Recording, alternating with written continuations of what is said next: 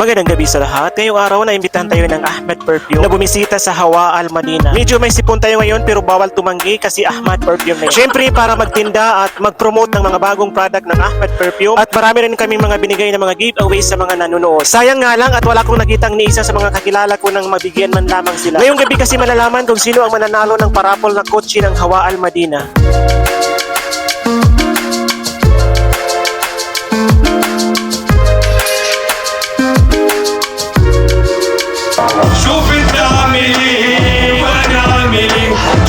عيد والله تعيد اقسم بالله لا تعيد عيد عيد والله تعيد يلا يلا مع بعض تمام 9, 8, 5, 4, 3, 2